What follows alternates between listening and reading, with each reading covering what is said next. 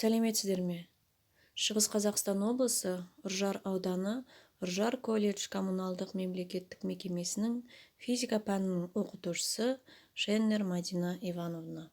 Бүгінгі сабағымыздың тақырыбы атомның Томсон ұсынған моделі, атом құрылысын анықтаудағы Резерфорд тәжірибелері, атомның планетарлық моделі. Бүгінгі сабағымыздың жоспары: атомның Томсон ұсынған моделі, Резерфорд тәжірибелері, атомның планетарлық моделі, протонның ашылуы. Сабағымыздың мақсаты атомның құрылысы туралы ғалымдар ұсыныстарының дұрысын таңдап алу, бөлшектердің орналасуы туралы нақты түсінік қалыптастыру, кез келген элементтің құрылысын кестені пайдаланып анықтау. Жоспар бойынша атомның Томсон ұсынған моделін қарастырамыз. Рентген сәулелерінің электрондардың, сондай-ақ альфа, бета, гамма бөлшектерінің ашылуы атом құрылысының күрделі екенін түбегейлі растады. Осыған байланысты атомның әртүрлі моделі талқылана бастады. 1903 жылы Джон Томсон өзінің моделін ұсынды. Ол модель бойынша атом бейнелеп айтқанда жүзімі бар кекісті көзге елестетеді. Томсон моделі атом тарихында маңызды рөл атқарды. Томсон алғаш рет атомның күрделі жүйе екенін тәжірибе жүзінде дәлелдеді. Ол атом элементар және жүктелмейді деген көп ғасырлық түсінікті жойды. Физикалық көзқарас тұрғысынан Менделеев құрған элементтердің периодтық жүйесін, сондай-ақ химиялық реакцияларды түсіндіруде Томсон моделінің мәні үлкен болды. Томсон химиялық реакциялардың электрондар салдарынан болатынын көрсетті. Алайда жаңа эксперименттік деректер Томсонның атом моделіне қарама-қайшы көзқарастарды молайта түсті. Резерфорд Кембридж университетінде оқып жүргенде студенттердің ғылыми қоғамының отырысында сол уақыт үшін тосын естілетін элементтердің эволюциясы деген тақырыпта баяндама жасаған болатын. Бұл баяндама Резерфорд барлық атомдар бірдей элементар бөлшектерден тұрады деген ой қозғаған еді.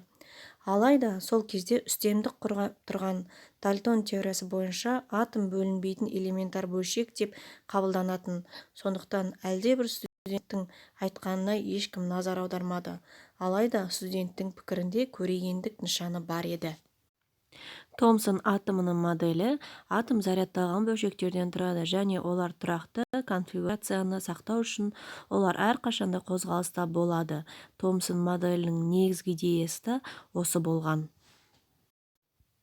Жоспарымызға сәйкес екінші қарастыратын мәселеміз Резерфорд тәжірибелері. Ғылыми жұмысқа біржола берілген Резерфорд 1911 жылы атом ядросының бар екенін дәлелдейтін тарихи эксперимент жасады. Резерфорд жұқа металл пластинка арқылы өткенде альфа бөлшегінің шашырауын зерттеді. Кейбір бөлшектердің пластинкадан өткенде өз бағытын өзгеретіні оны керемет таңдандырды. Кейбіреулері кері бағытта қозғалды. Сонымен Резерфорд атомының барлық оң заряды теріс зарядталған электрондардан бөлек орналасқан және оның центрінде ғана шоғырланған деген қорытынды жасады. Резерфорд тәжірибелері мына сурет арқылы көрсететін болсақ, радиоактивті ағын көзінен альфа бөлшектер шығады. Альфа бөлшектері алтын фольгаға келген кезде ауытқулар пайда болады және де люминесценттік экранға да жете алады. Резерфорд өз тәжірибесінде альфа бөлшектері алтын фольгаға келген кезде ауытқулар пайда болатынын зерттеген болатын. Ендігі суретті қарайтын болсақ, альфа бөлшектері шығып жатыр және де ешқандай кедергісіз. Ол жерде бір дөңгелек пайда болғанын көріп тұрмыз. Ендігі суретті қарайтын болсақ, прибордың ішіне фольганы орналастырғанда ауытқулар пайда болғанын көріп тұрмыз. Яғни альфа бөлшектері алтын фольгаға келген кезде ауытқиды. Бұл жерде бір емес, 3 дөңгелекті көріп тұрмыз. Жоспарымызға сәйкес келесі қарастыратын атомның планетарлық моделі. Зерттеулерді жалғастыра отырып, Резерфорд өзінің атақты атомның планетарлық моделін ұсынды. Бұл модель бойынша атомның барлық оң заряды оның центріне, яғни ядросына шоғырланған. Ал теріс зарядталған электрондар осы ядроның төңірегінде күн планеталары сияқты өз орбиталары бойымен айналады.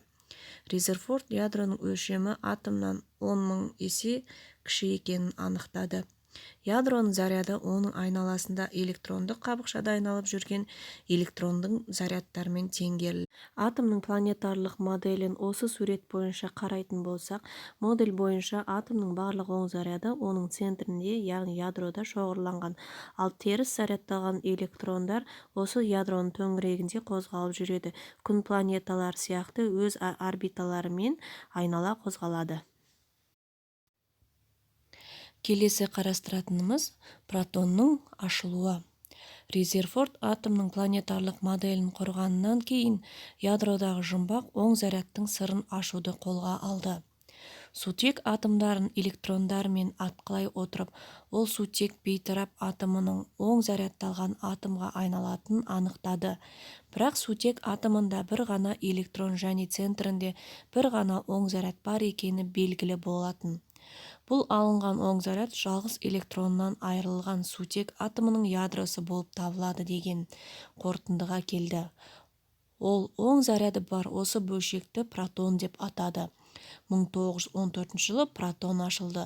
Енді элементар бөлшектер саны 2-ге жетті. Олар электрон және протон. Протонның массасы электрон массасынан шамамен 1840 есе үлкен болып шықты. Бүгінгі сабағымызды қорытындылайтын болсақ, құрылған жоспар бойынша барлық мағлұматтар берілді. Және де ұлағатты ұстаз ретінде Джозеф Томсонның мына сөзінің мәні зор. Әрбір ашылған жаңалық одан әрі жүруге жол бермейтін шек емес, керісінше әлі зерттелмеген жаңа жұртқа апаратын даңғыл болып саналады. Ғылым барда қаптаған сансыз көп проблемалар таусылмайды. Физиктер үшін жұмыссыз қалатын қауіпті дәуір ешқашанда тумайды деген екен. Көңіл қойып тыңдағандарыңызға рахмет, сау болыңыздар.